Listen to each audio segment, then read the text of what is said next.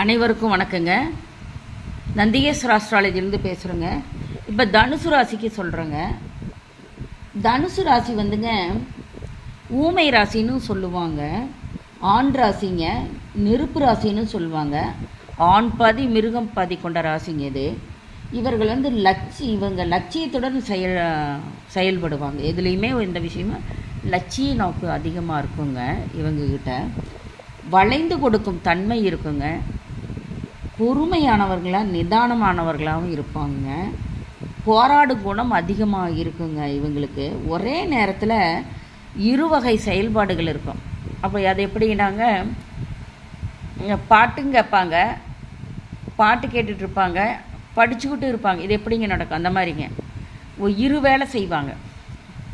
ஏதாவது இரு வேலை செய்ய ஒரே நேரத்தில் 2 வகை செயல்பாடு இருக்கும். அது அந்த மாதிரி கேரக்டர் வந்துங்க தனுசு ராசிக்காரங்கிட்ட அதிகமாக இருக்குங்க. எழுதிக்கிட்டே இருப்பாங்க, கவனமெல்லாம் இங்கேயே இருக்கும், மற்றதுலேயும் நாட்டம் இருக்குங்க.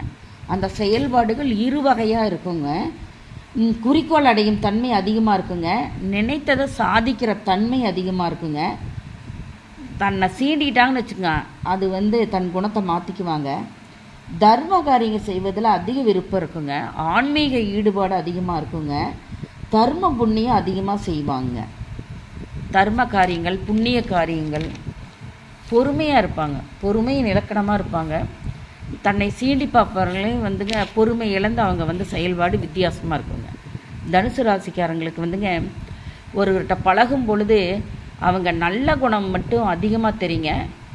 நல்ல குணம் அதிகமாக தெரியும். ஆனால் அந்த நல்ல குணத்தை விட கெட்ட குணம் அதிகமாக அவங்களுக்கு கண் பார்வைக்கு தெரியுங்க. ஏன்னா குரு ஆசானுங்க.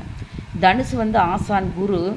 அதனால் நல்வழிப்படுத்துகிற குணம் அவங்களுக்கு அதிகமாக இருக்குங்க. நன்றி, சுபம்.